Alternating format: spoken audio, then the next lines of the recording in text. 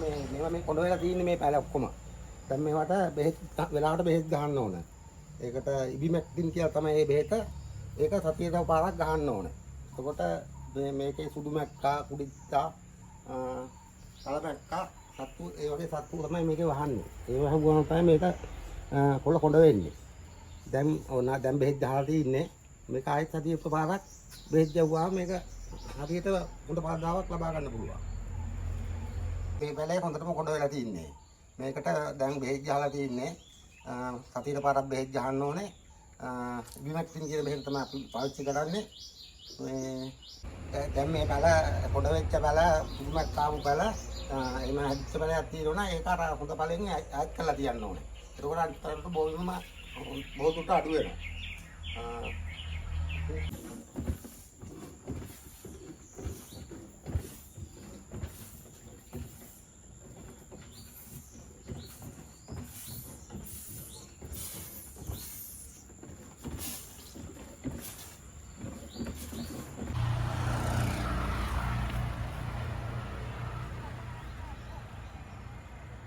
කොළොල්ල ගාවෙන්න පාත අතෝත ගන්න බන්දා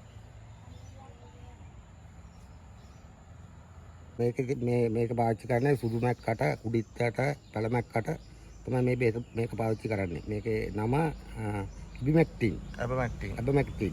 මේ කොච්චර ප්‍රමාණයක් දානවද එතකොට? 16 ටැංකියට මිලි 10ක් දානවා. 10 ටැංකියට මිලි 6ක් දානවා. මිලි 6ක්? මිලි 6ක්. 10 ටැංකියට. සාමාන්‍ය පැල 150කට වගේ ගහනකොට කොච්චර ඕනද? 150ට මිලි දෙකක් තිබුණා නම් හොඳටම ඇති. එතකොට සතියට දෙපාරක් ගහන්න ඕන. සතිය එක වතාවක්. සතියට එකපාරයි. ඔව්. එතකොට මේ කොළ මේ සත්තු කාලද මේ තියෙන කොළ? මේ කොළ වෙලා තියෙනවා. දැන් මේ බේතර ගහුවාම හොඳටම හරියනවා මේක. එතකොට කොළ ටික ලස්සන පණ ඇවිල්ලා එනවා නේද? හදනවා හොඳට. දැන් මේ ටික ඈතින් තියන්නත් ඕන නේද? ඔව් ඔව්. සතිය කතාවකින් මේක දුරස් කරන්න ඕනේ පැලේ හැදෙන්න. මේ සති කීයක විතර පැලයක්ද? මේක සති 3ක විතර පැලයක්. දැන් පෝර යොදන්නේ එතකොට පෝර කාලෙත් දැන් ඇවිල්ලා තියෙන්නේ එක අනිද්දා විතර පෝර යොදන්න ඕනේ. බෙහෙත් ගහන්න ඉස්සෙල්ලා බෙහෙත් ගහන වෙලාවේ ප්‍රායනක් ප්‍රමාණයක් තියා සුදුමත්කෝ ප්‍රායන හිටියා. දැන් කොහොම ගිහිල්ලා තියෙන්නේ.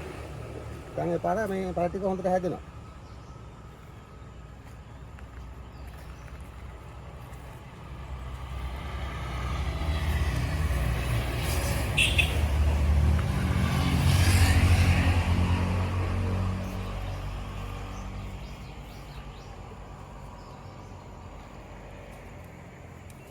Kita